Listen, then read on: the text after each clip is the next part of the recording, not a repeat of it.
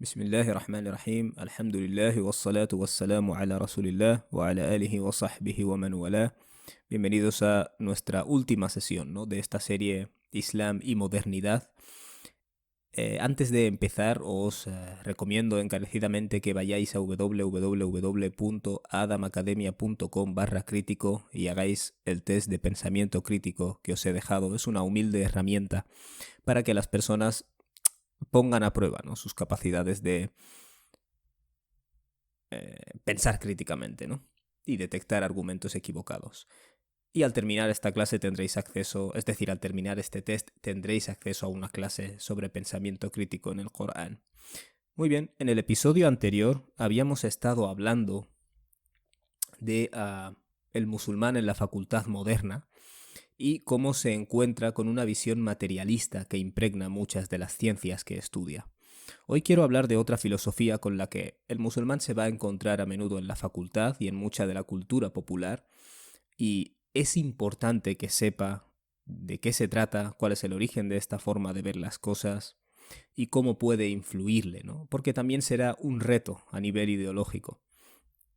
Y aquí no estoy hablando de que haya que ser paranoico o pensar nos atacan por todos los lados, eh, nuestro Islam corre peligro. Quiero decir, no estoy intentando decirle a las personas y a los jóvenes que sean paranoicos, pero simplemente que sean conscientes de que viven en un mundo determinado, con unos puntos de vista determinados y unas posturas filosóficas determinadas. Y tienen que estar atentos a eso y saber detectarlo. En la sesión anterior estuvimos hablando principalmente acerca del materialismo científico, más o menos, y cómo impregna el modo de presentación de varias ciencias, ¿no? Y hoy quiero hablar del posmodernismo. Y cuando se trata de estas filosofías, ¿vale?, yo no soy un filósofo ni soy un experto en ellas, pero tampoco soy tonto, ¿vale? Y todo el mundo tiene que tener un nivel de conciencia acerca de la existencia de estas ideologías ahí fuera. Cuando hablo del posmodernismo, estoy hablando esencialmente de una filosofía occidental que se originó a finales del siglo XX. ¿Vale? Es decir, tú tienes la Ilustración, ¿no?, básicamente, y durante la Ilustración se generan unos nuevos puntos de vista que parten de algunas cosas, ¿vale? Por ejemplo, se parte de la base de que podemos estudiar el mundo natural y conocerlo de manera objetiva, ¿no? Hay realidades naturales objetivas. Los historiadores pueden estudiar eventos históricos y determinar si ocurrieron o si no ocurrieron, ¿no?, si son verdad o si no son verdad. Hay cosas que a través de la razón podemos saber, ¿vale? Es decir, toda la Ilustración daba por hechas estas cosas, ¿vale? Pues el posmodernismo, que es digamos, un invento reciente, ¿no?, de finales del siglo XX, lo que hace es decir, ni siquiera estas cosas las sabemos con certeza, ¿vale? Es decir, es un movimiento el posmodernismo es un movimiento que de alguna manera u otra tiene una actitud subjetivista, ¿no? Todo es subjetivo, o relativista, ¿no? Todo es relativo, ¿vale? Y es una actitud súper escéptica, no podemos saber nada con certeza. La razón es sospechosa, ¿no? Nuestro intelecto, nuestra razón no es tan útil, ¿vale? No es tan correcta, no podemos saber tantas cosas, ¿no? Y una de las cosas que tiene el posmodernismo es cierta sensibilidad, o incluso me atrevería a decir yo obsesión, con detectar ideologías que quieren mantener el poder, ¿no? Hay mucho la tendencia a ver los diferentes puntos de vista y los diferentes movimientos humanos en términos de poder, ¿vale? Hay alguien que quiere mantener el poder y hay alguien que está siendo oprimido, ¿no? Hay un opresor y un oprimido, casi siempre, ¿no? Y esto es un poco casi una obsesión del posmodernismo y veremos ahora cómo se manifiesta, ¿no? Pero bueno, en resumen, estamos hablando de una filosofía que ha nacido en Occidente recientemente, a finales del siglo XX, muy escéptica, muy relativista, muy subjetivista, ¿no?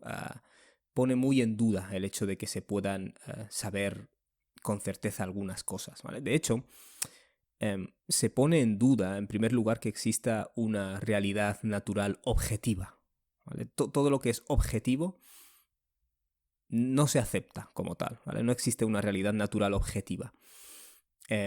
Cuando escuches a un científico o a un historiador dando una afirmación que es descriptiva, ¿no? Está describiendo algo, está explicando algo, no tienes que aceptarlo como que pueda ser objetivamente verdadero o falso, ¿vale? Es muy relativista, ¿vale? Las cosas no son objetivamente verdaderas o falsas, ¿no? No podemos averiguar cosas y cambiar la sociedad a través del uso de la razón, ¿vale? Y del uso de la lógica. De hecho, esta razón y esta lógica no son universalmente válidas, ¿vale? No son más que constructos, ¿vale? La idea aquí es de construir todo y todos son constructos, básicamente, en cierto modo. Constructos de una tradición determinada y esa tradición probablemente es la consecuencia de una dinámica de poder, donde hay algún opresor y algún oprimido. Ahora estoy simplificándolo un poco. Por supuesto, no existe, la lengua no representa nada, ¿vale? La lengua no dice nada a nivel objetivo, el lenguaje humano. Y la naturaleza, es decir, el ser humano no tiene una naturaleza, ¿vale? Como nosotros diríamos fetra, eso no existe, ¿vale? El ser humano simplemente es una consecuencia de factores sociales, ¿no? Y la idea de que un ser humano puede buscar el conocimiento objetivo, digamos, de la realidad, incluso la realidad natural, en base a evidencia, todo eso se ve con escepticismo, ¿vale? Es una especie de súper... todo es relativo, todo es subjetivo, nada es verdad, ¿vale?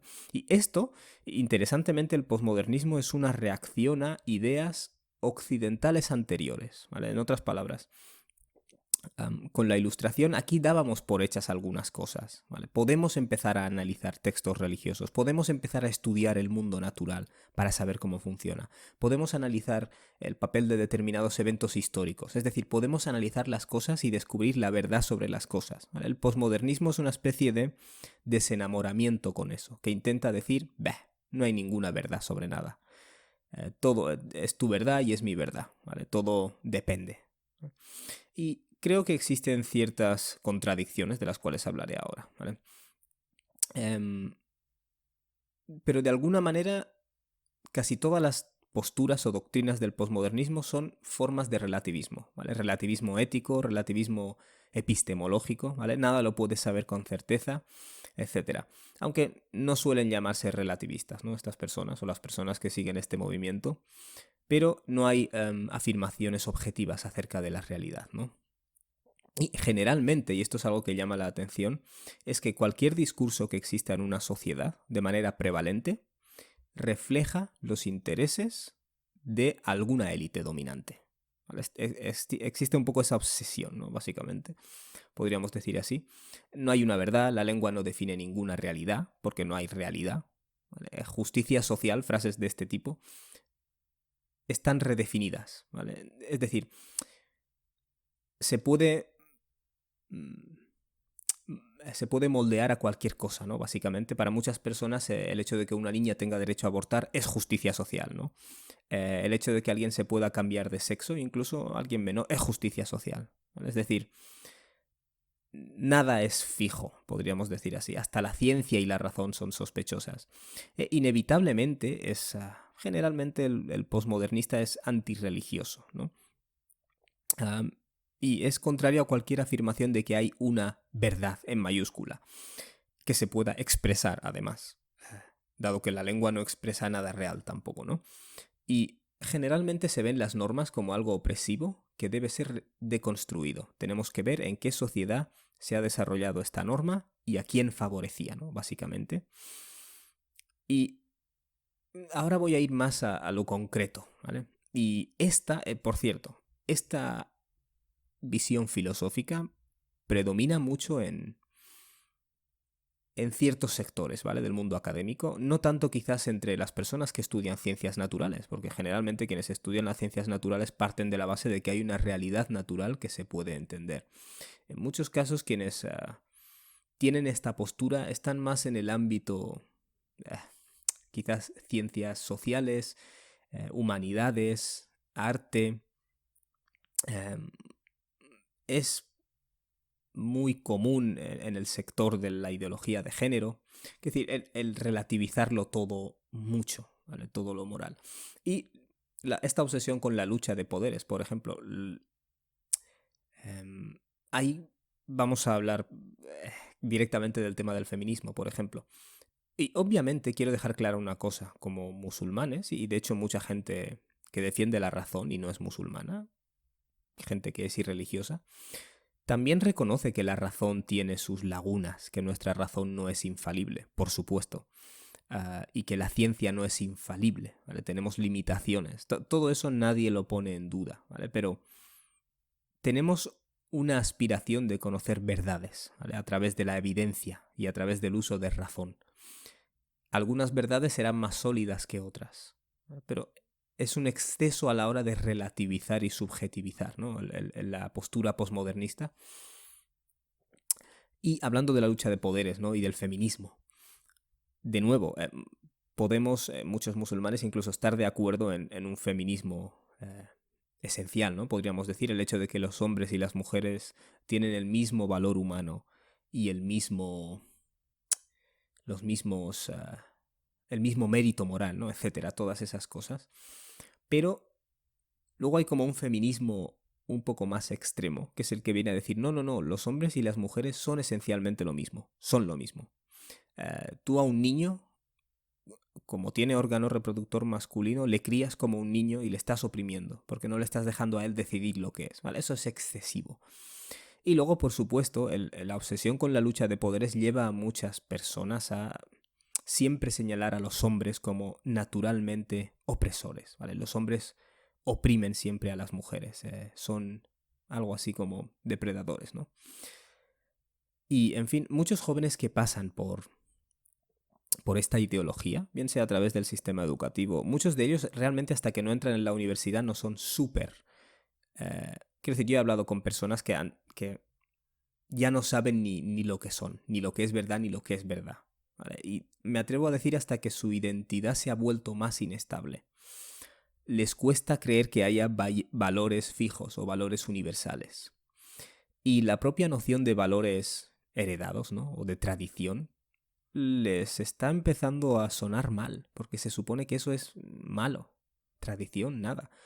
Tú eres quien elige tus valores, ¿vale? Tú eliges tu verdad, no hay ninguna verdad en mayúscula. Tú eliges hasta tu género, ¿no? Es decir, tú eliges todo.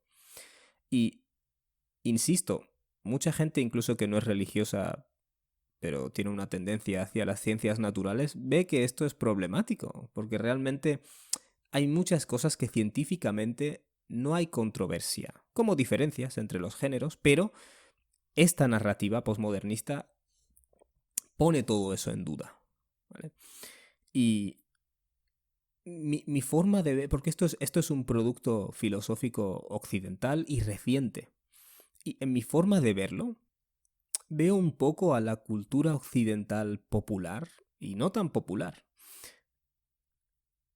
un poco como un adolescente errante, ¿sabes? Cuando un joven alcanza la pubertad, ya no tiene que obedecer a sus padres, empieza a creerse pues que ya soy un hombre o una mujer independiente y tengo todo este mundo con todas estas posibilidades, voy a empezar a explorarlo todo. Yo veo un poco a la sociedad occidental últimamente así, en plan, antes había unos valores tradicionales, generalmente religiosos, una iglesia, unas estructuras, ahora que hemos podido romperlo, vamos a empezar a probar todo. ¿Vale? Es como un adolescente que empieza a probar todas las formas de sexo que pueda, todas las formas de droga que pueda. Lo ves desde fuera y dices, este joven va dando tumbos, va probándolo todo. Y veo un poco todo este tema y toda esta visión filosófica un poco así, como un adolescente que va dando tumbos, ¿no? Un adolescente errante, que como no tiene nada fijo, no hace más que ir probando cosas, ¿no? Y uno de los principales problemas con toda esta visión es que es incoherente. ¿A qué me refiero? Cuando tú dices que no existe ninguna verdad absoluta, estás afirmando algo que según tú es verdad, ¿vale? Por tanto, estás tumbando tú mismo lo que tú estás diciendo, ¿vale? La filosofía de por sí es se autoderrota a sí misma. Cuando tú dices, no puedes hacer estas afirmaciones sobre el género, no puedes hacer estas afirmaciones sobre lo que es verdad, no puedes hacer estas afirmaciones sobre lo que es racional. Cuando tú dices esta frase, partes de la base de que lo que estás diciendo es racional, porque si no lo es, la gente no tiene ni por qué escucharte. Si lo que tú estás diciendo no es verdad, no tiene ninguna justificación que lo digas. ¿Vale? Es decir, lo dices porque crees que es verdad, pero tú mismo dices que no hay ninguna verdad absoluta. Tú mismo dices que no se puede creer nada de manera firme. ¿Vale? Pero esto es una afirmación de que algo es verdad, y tú crees firmemente en que no se puede creer nada de manera firme. ¿Vale? Es decir, es contradictorio. Cuando dices que no hay valores objetivos ni universales, ¿vale? Si yo, por ejemplo, expreso una opinión distinta acerca de una cuestión de género, por ejemplo, y se me acusa de fobia, esa acusación de fobia parte de la base de que existen valores, ¿vale? Es decir, que si no aceptas esto eres fóbico, ¿vale? Por tanto, hay algún tipo de valores. Es contradictorio, ¿vale? Y he mencionado que esto está de moda en círculos académicos, pero también se extrapola a la cultura popular, ¿vale? Y pongámonos ahora en la situación de un adolescente actual, ¿no? Adolescente o no tan adolescente, un joven, ¿no?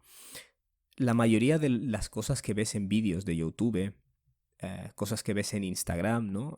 Los reels que ves en Instagram, o cuando tú te metes en Instagram, todo esto que te aparece ahí en la sección de noticias, o no sé cómo se llama. Y TikTok, por ejemplo, ¿no? Los memes, los anuncios incluso que te salen antes de los vídeos de YouTube, o antes de mucho del material que vas a consumir.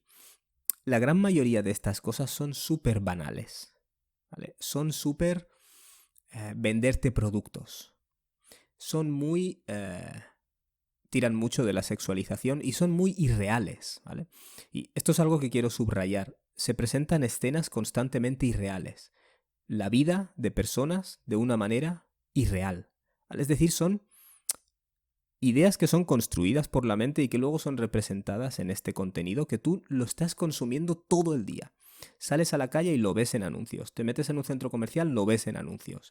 Sacas tu teléfono móvil y te sale constantemente. Anuncios antes de YouTube, anuncios en Instagram, anuncios en TikTok.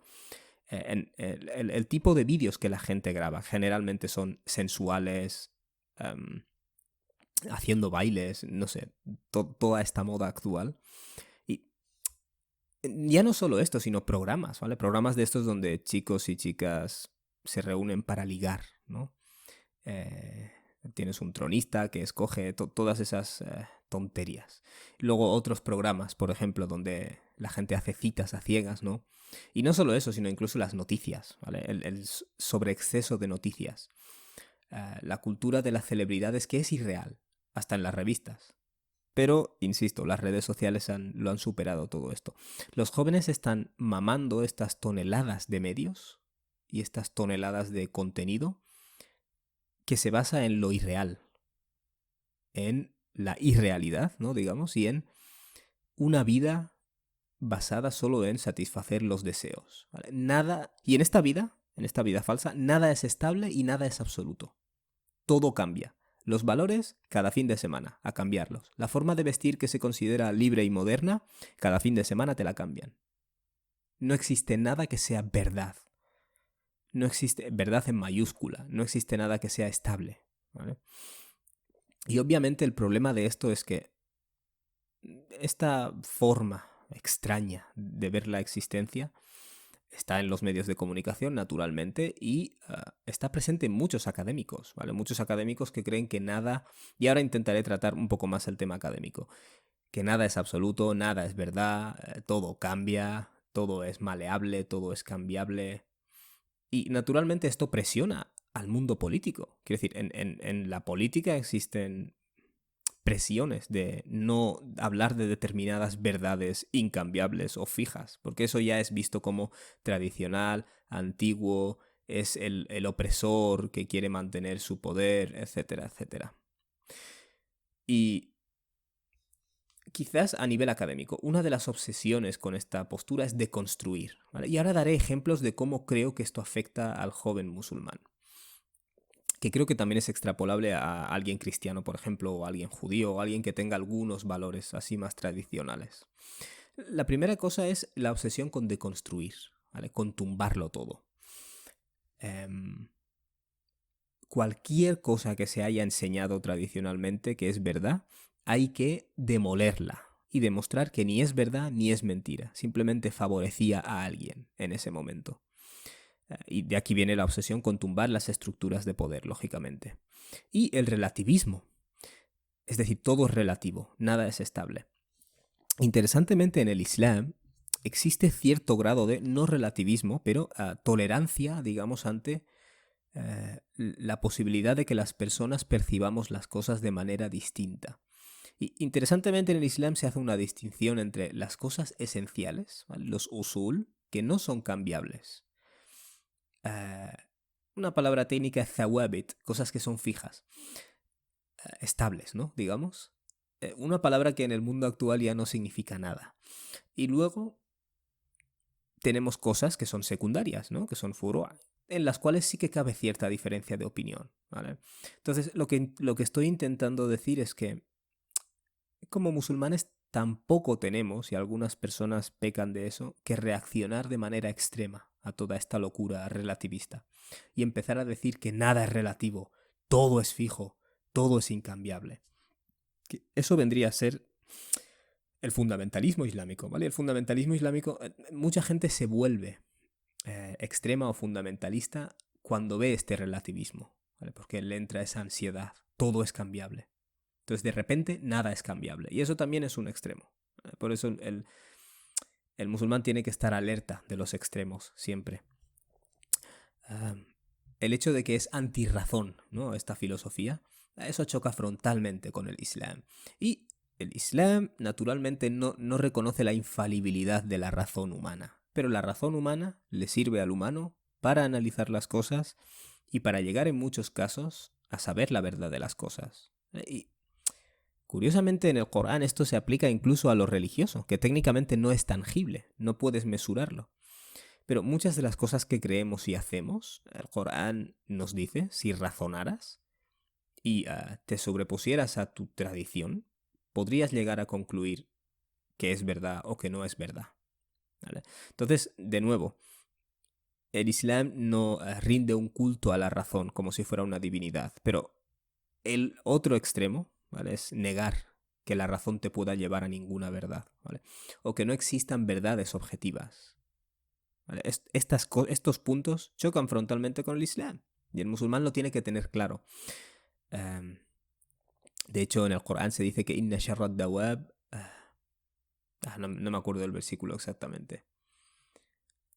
As-summu al-bukmu alladhina la ya'qilun, que las peores criaturas ante Dios son los ciegos y los sordos, aquellos que no razonan, ¿vale? O sea, esta desvalorización total de la razón y de la existencia de verdades choca totalmente con el Islam.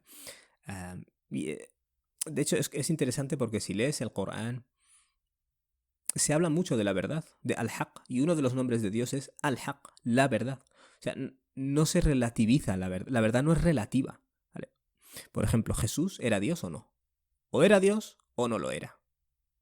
Tú puedes decir, ya, pero tu verdad, mi verdad, ninguna es verdad. O era Dios o no lo era. Una cosa es que respetes la diversidad de las personas y otra cosa es que digas que una cosa puede ser dos cosas contradictorias a la vez, dependiendo de quién lo mire. Eso no es verdad, ¿vale?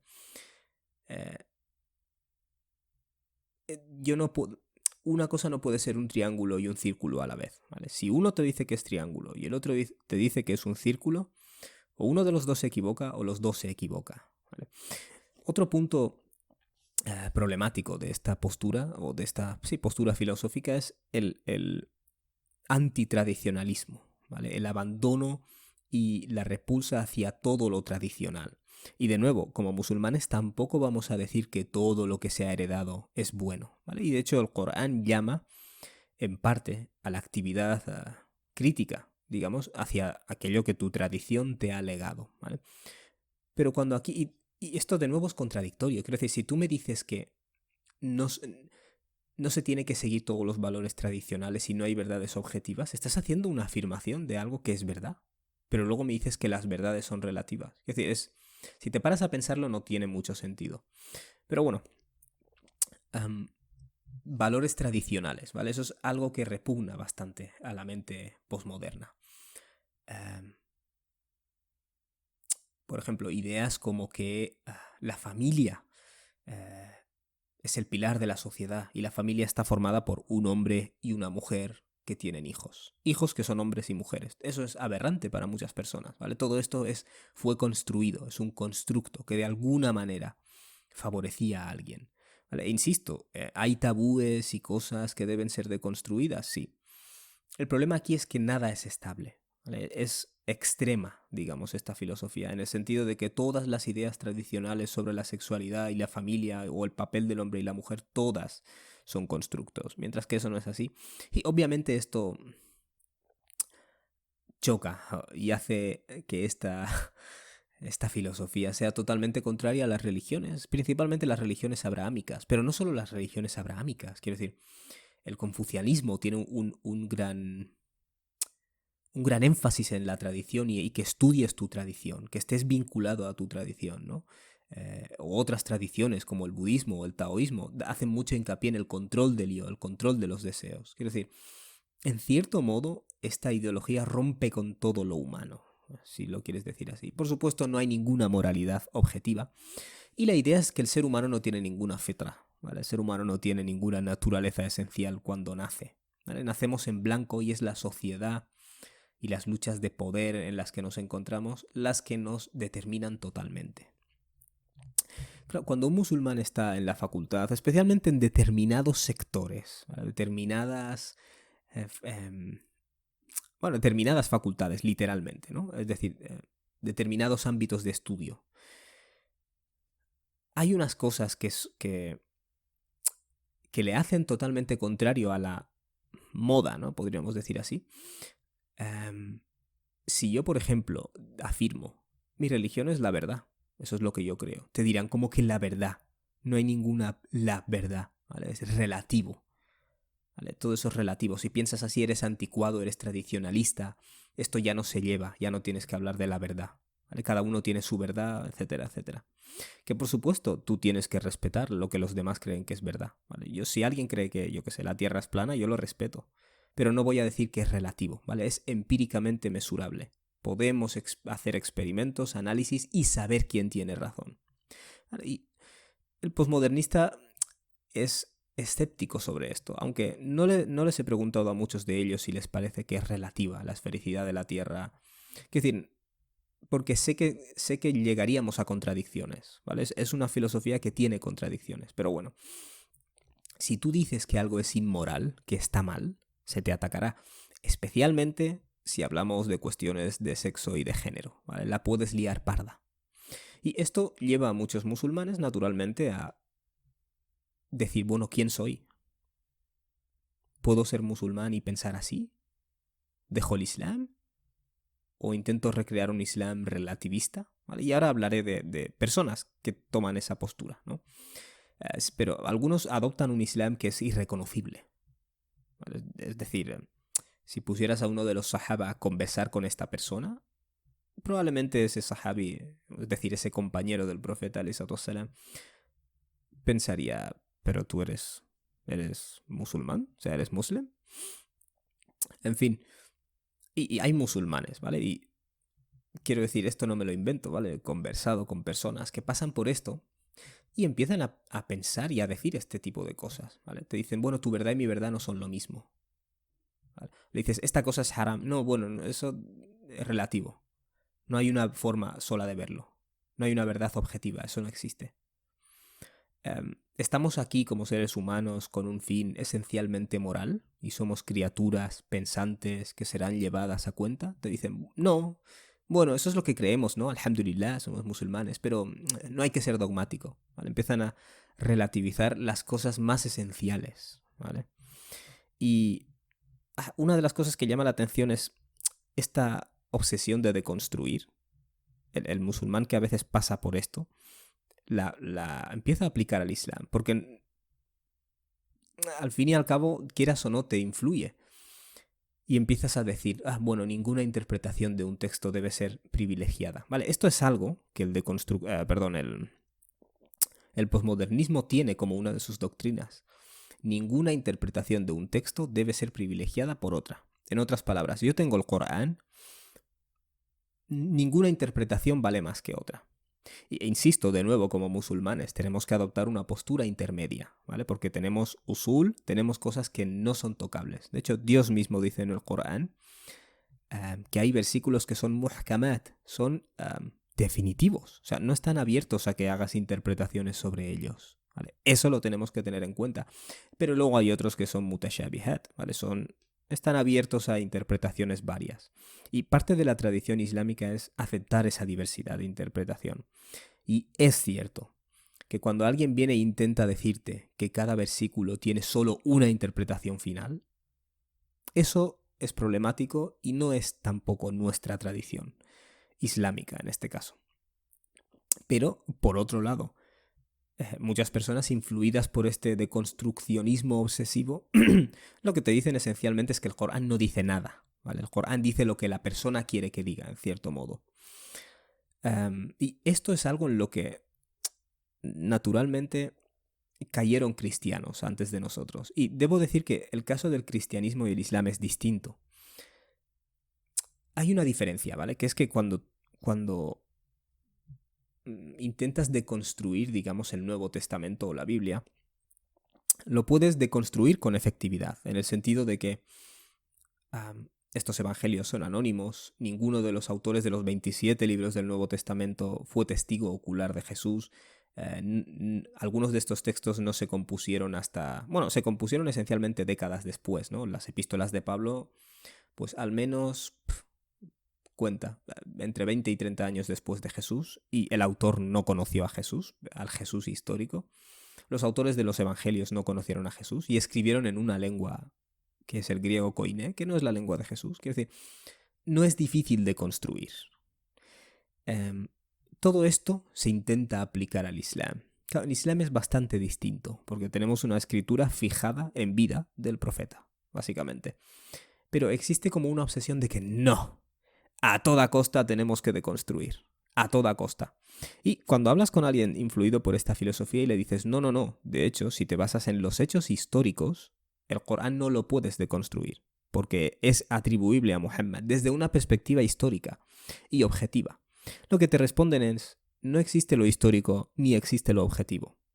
Por eso hablar de buscar la verdad con alguien que lo relativiza todo es una lucha bastante perdida. En fin,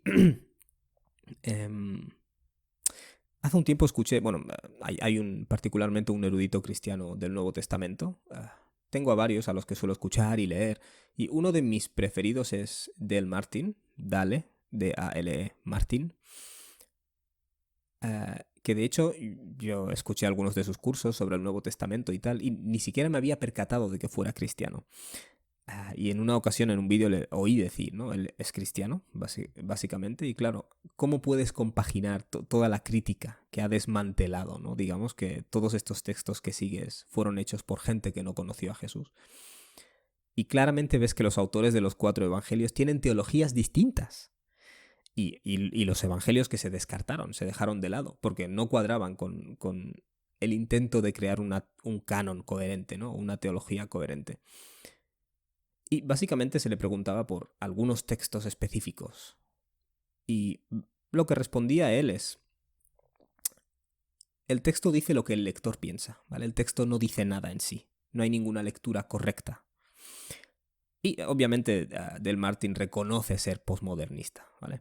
¿Por qué estoy mencionando esto? Porque me sorprende, pero esto, digamos que ha llegado a muchos musulmanes, ¿vale? Hay muchos musulmanes que dicen este tipo de cosas también. Y particularmente a algún musulmán hablando salió una controversia sobre unos versículos del Corán que no hablan positivamente de la homosexualidad, ¿vale? E insisto, no estoy aquí atacando a nadie, ¿vale? Estoy diciendo lo que como musulmán pienso. Pienso que hay versículos del Corán que no hablan positivamente. Y esta persona lo que me respondió es, no hay ninguna lectura objetiva del Corán. O sea, no hay nada objetivo. Me dijo, esta postura de que hay algo objetivo es un invento de Occidente. ¿Vale? Yo ya sé a qué te refieres cuando dices eso, ¿vale? Porque en la Ilustración y en las épocas posteriores hablábamos de cosas objetivas y el estudio objetivo de la historia, etcétera, etcétera. Claro, y el posmodernista está reaccionando a esto y diciendo, no hay nada objetivo. Pero eso no es verdad. O sea, como musulmanes, de hecho, creemos que sí hay cosas que son objetivas. ¿Vale? Por ejemplo, tenemos usul al-tafsir. Tenemos unas ciencias para interpretar el Corán, un marco, unos límites. ¿Vale? El Corán descendió en árabe clásico. Y la lengua árabe clásica tiene una serie de ciencias, ¿no? Al-Nahu, la gramática, sarf, ¿no? La morfología, el balaga, la retórica. No puedes saltarte esos límites, ¿vale? Y decir, yo pienso que esto quiere decir algo que lingüísticamente no tiene sentido, ¿vale? Y jamás, a los árabes del siglo VII, jamás hubieran podido compaginar eso con la lengua, ¿vale? No estoy diciendo que el texto no indique realidades que ellos no conocían, eso es posible. Pero son realidades que lingüísticamente tienen sentido, dentro de la lengua que ellos sí que conocían. Luego interpretamos el Corán a través de la Sunna. No puedes... El típico ejemplo que doy, no puedes decirme que Salah significa hacer el bien y dar caridad, ¿vale? Porque entonces me estás diciendo que toda la generación colectiva del profeta y la siguiente se equivocaron en esto, ¿vale? Y aquí no estoy hablando solo de hadices, estoy hablando de la Sunna, de la tradición colectiva, ¿vale? Otra de las cosas que afirmaba esta persona es que el Corán no exige que tengas que estar casado con alguien para mantener relaciones, ¿vale? Y te decía básicamente zina, nikah no significa matrimonio exclusiva. Vale, pues toda la generación del profeta y la siguiente se equivocaron, ¿vale? Es decir, esta locura de deconstruir es extrapolada al Islam por algunas personas. Y básicamente lo que yo le dije a esta persona es, bueno, entonces cuando un terrorista pone una bomba y mata a civiles, y me coge un versículo del Corán que dice, lucha en la causa de Dios, tiene razón. Tiene razón, ¿no? Porque no hay ninguna lectura objetiva, todo vale. Entonces técnicamente esa persona tiene razón. No tiene razón porque está sacando las cosas de contexto. Ah, muy bien. Ahora reconocemos que hay un contexto que se tiene que respetar, ¿no? Es decir, la locura de deconstruir te acabará explotando en las manos, ¿vale? Porque conduce a incoherencias. Y creo que esta es la explicación de, insisto, cada uno que haga lo que quiera con su vida, pero yo tengo que decir lo que creo que es verdad. Creo que esta es la explicación de que muchas personas entran en la facultad con hijab y salen sin hijab. Y cuando les hablas, sin hijab me refiero aquí sin himar, ¿no? Se cae el velo. Que, insisto, yo no me meto en la vida de nadie y creo que hay que saber entender un poco también el proceso por el que pasan estas personas. Pero cuando hablas con algunas de estas personas, ¿qué es lo que te dicen? Bueno, el velo realmente no está en el Corán dicho claramente, ¿vale? El velo no está en el Corán. Tú le dices, no, sí, el Corán habla del himar. El himar, mira, los diccionarios de árabe clásico se refiere al velo. Así es como usaban esta palabra. Ya, pero estos diccionarios se compilaron más tarde. Bueno, pero se basan en el lenguaje colectivo de las primeras generaciones, ¿no? Ya, pero esto viene de hadices principalmente, y hadices pues eran hombres los que los transmitían. Quiero decir, ya hemos entrado en la dinámica de construir todo obsesivamente, aunque te conduzca a contradicciones lo que estás haciendo, y ver en todo una lucha de poderes. O sea, son los hombres, los malignos hombres musulmanes los que inventaron estas normas de conducta. O yo qué sé, el hijab, por ejemplo.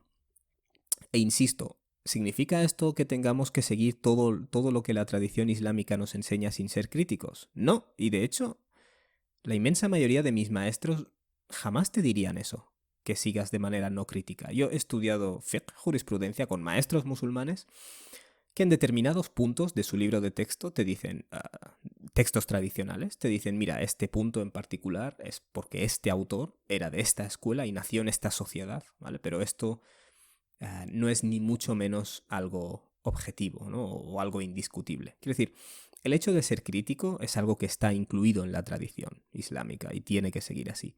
Lo que estoy hablando es de esta deconstrucción externa, importada.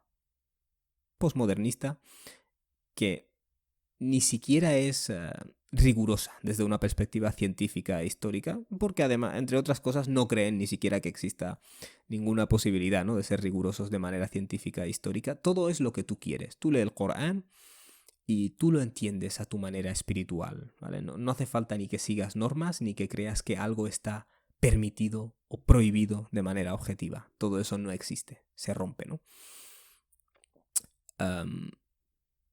Voy a dar una escena ficticia, ¿vale?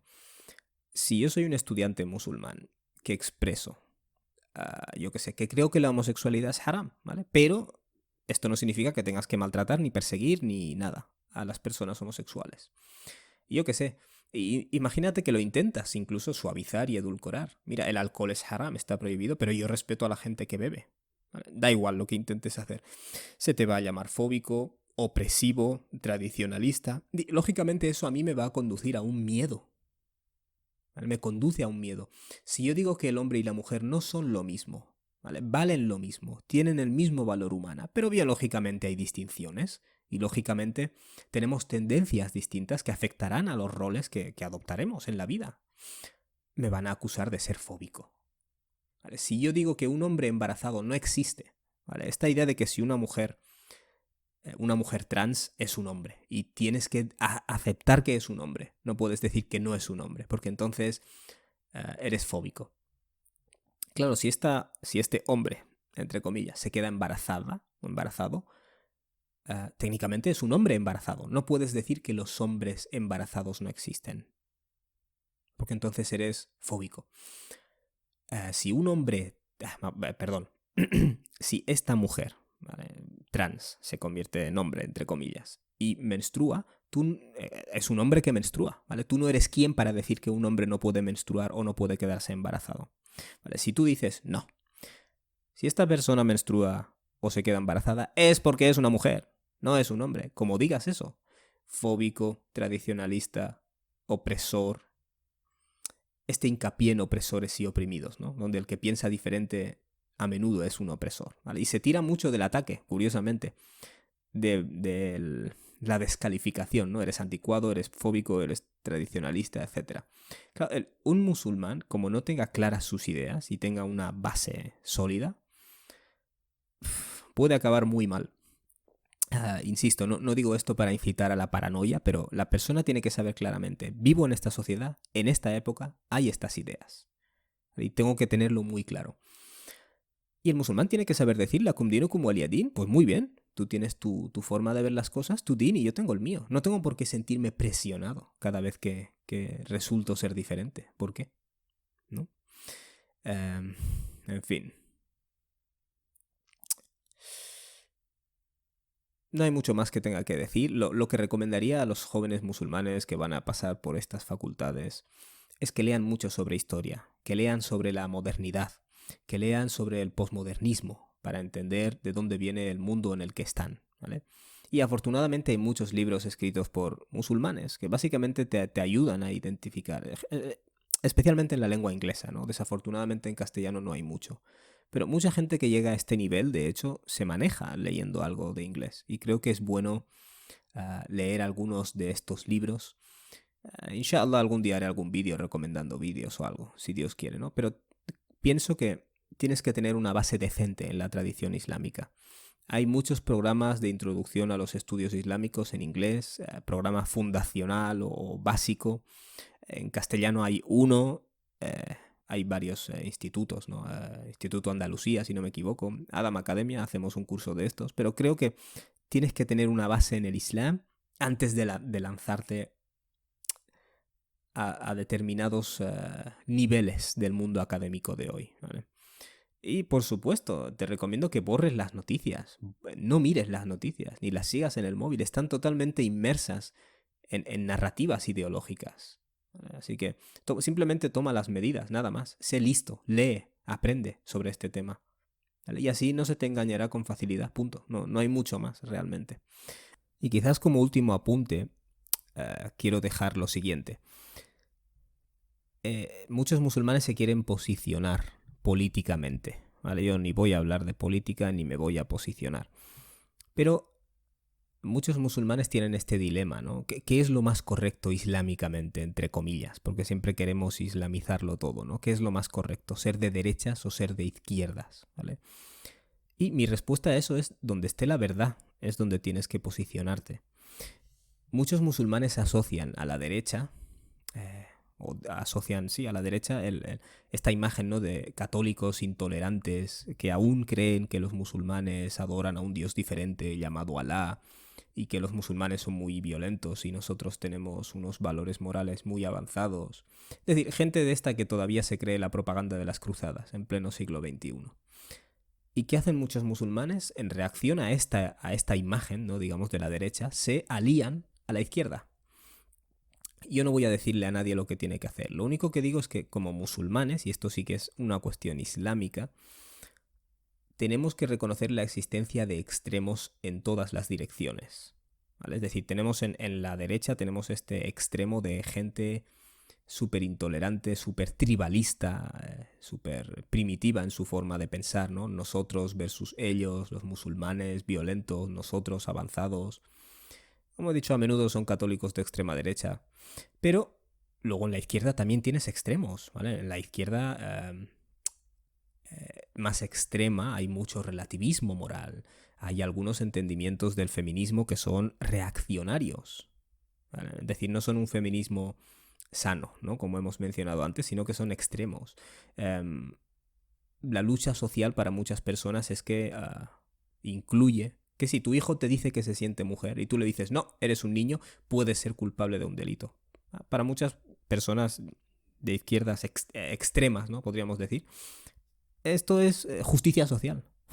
O si tú crees que una familia está formada por un hombre y una mujer que tienen hijos, eres un anticuado, eres un tradicionalista. Muchas personas de izquierda, que son extremas, tienen esta postura. Por eso digo, hay extrema derecha y extrema izquierda también, ¿vale? Y verás a veces que gente de derechas defiende una visión tradicional de la familia, ¿vale? En ese aspecto estamos más de acuerdo. Quiero decir, por eso digo, no te precipites en encasillarte. Soy de derechas, soy de izquierdas, sigo a esto, sigo a lo otro, porque a veces en ambos lados hay extremos, ¿vale? Yo no voy a dar a nadie ningún consejo sobre dónde posicionarse políticamente, pero no seas ingenuo, hay extremos en todos los lados y tienes que ser consciente de eso, como muslim. Bueno, barakallahu fikum, gracias por haber estado escuchando. Y como último, básicamente, consejo, te diría que vayas a www.adamacademia.com/crítico y hagas el test de pensamiento crítico. Es una herramienta para ayudarte a ver hasta qué punto puedes detectar argumentos equivocados y engañosos, y después de hacer este test tendrás acceso a una clase sobre pensamiento crítico en el Corán. Assalamu alaikum wa rahmatullahi wa barakatuh.